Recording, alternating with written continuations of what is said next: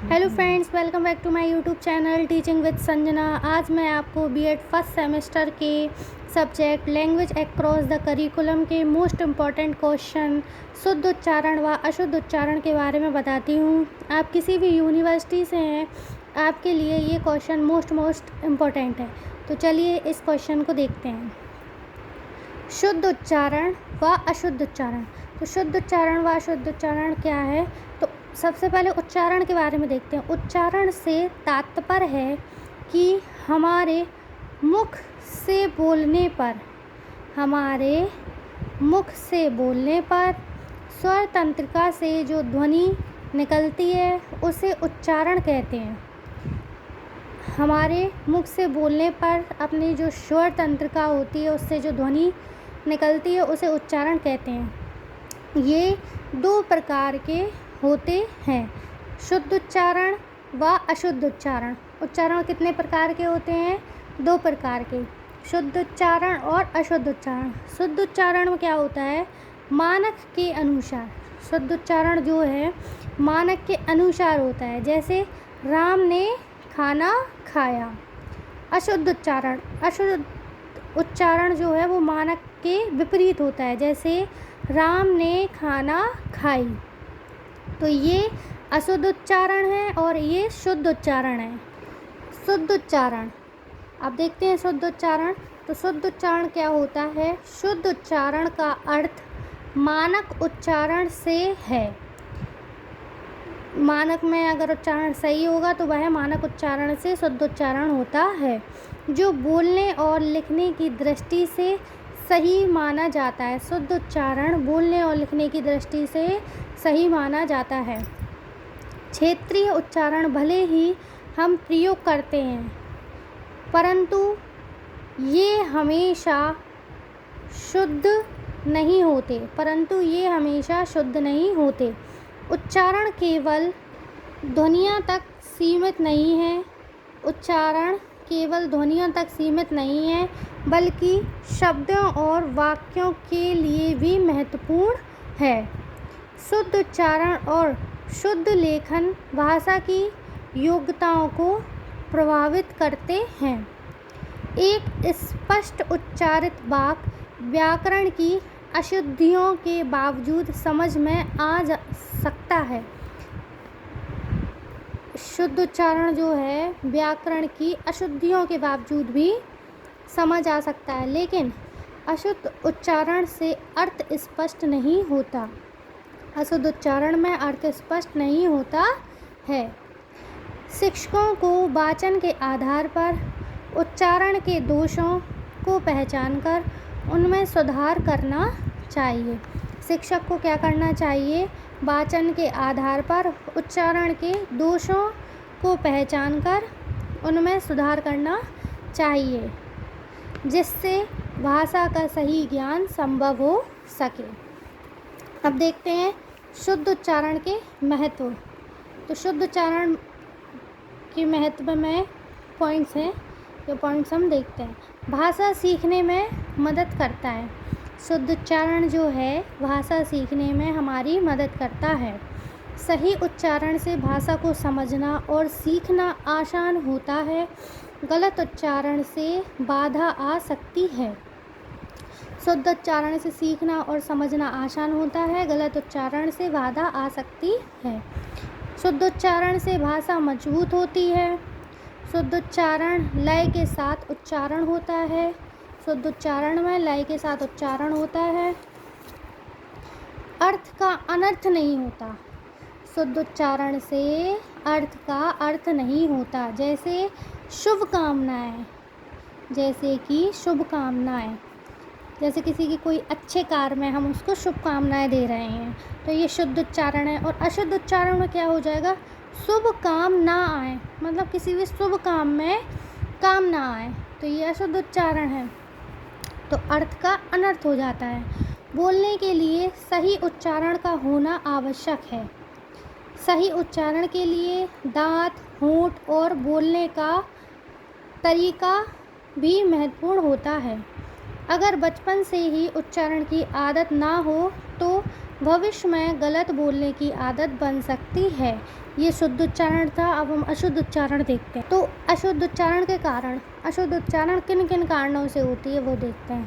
तो अशुद्ध उच्चारण के 2 कारण होते हैं। कौन कौन से? सामान्य कारण और विशिष्ट कारण। तो सामान्य कारण में क्या होता है? दृष्टि दोष।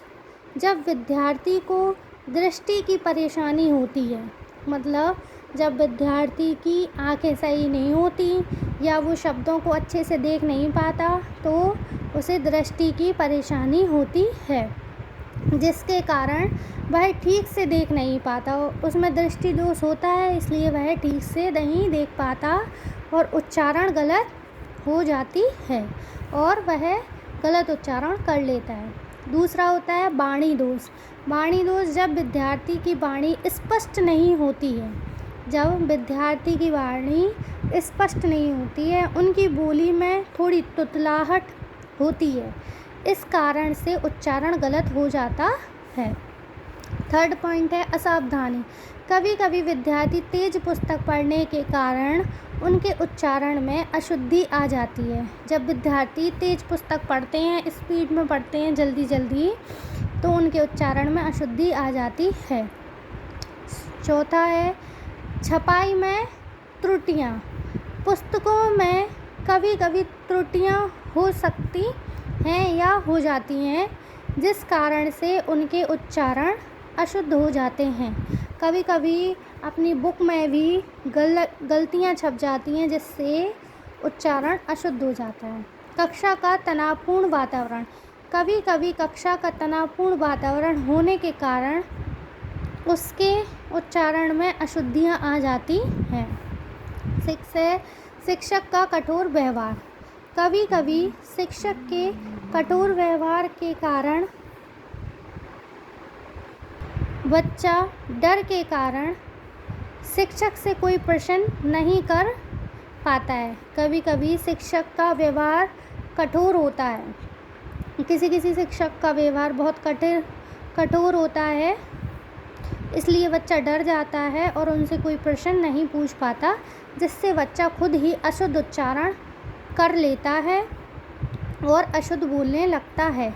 ये अशुद्ध उच्चारण के सामान्य कारण हैं। अब हम देखते हैं विशिष्ट कारण। विशिष्ट कारण में है क्षेत्रीय प्रभाव। हमारे आसपास के लोगों के अशुद्ध उच्चारण से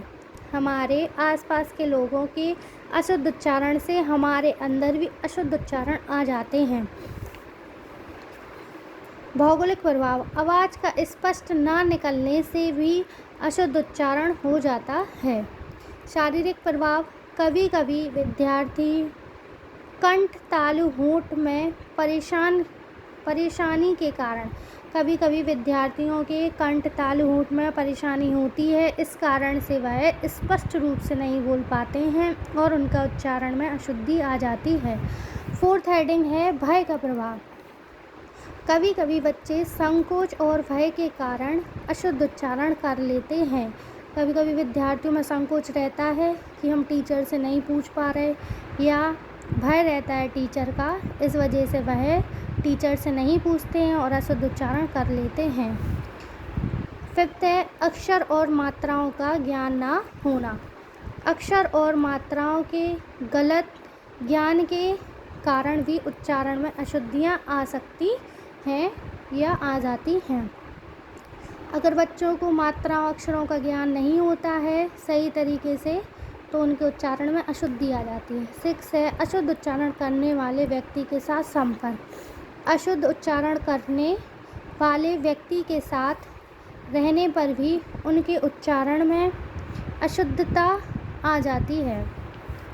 हम किसी गलत उच्चारण करने वाले व्यक्ति के साथ रहते हैं तो हमारी बोली में भी गलत वर्ड्स आ जाते हैं। अब इसके निवारण क्या है? सावधानी से पढ़ने का अभ्यास कराया जाए। जब हम पुस्तक या कोई पाठ पढ़ते हैं तो उसे सावधानी से पढ़ें और शिक्षक ये अभ्यास बार बार कराएं। पढ़ते समय ध्यान से पढ़ना। हमें शब्दों, अक्षर, मात्राओं को ध्यान से पढ़ना चाहिए। ध्वनियों का पूर्व ज्ञान तथा अभ्यास होना चाहिए। ध्वनियों का पूर्ण ज्ञान, मतलब जो भी ध्वनि हैं जैसे श, श, स, उनका पूर्ण ज्ञान तथा अभ्यास होना चाहिए। पाठ्य पुस्तकों की शुद्ध छपाई होनी चाहिए और शिक्षक के आदर्श वाचन शुद्ध व स्पष्ट होने चाहिए। जब शिक्षक आदर्श वाचन और शुद्ध वाचन करेगा तो बालकों में भी शुद्ध उच्चारण आएगा। ये हमारा शुद्ध और उच्चारण था। फ्रेंड्स, अगर आपको मेरी ये वीडियो पसंद आई हो तो मेरे चैनल को सब्सक्राइब कीजिए। टीचिंग विद संजना वीडियो को लाइक कीजिए, शेयर कीजिए। धन्यवाद।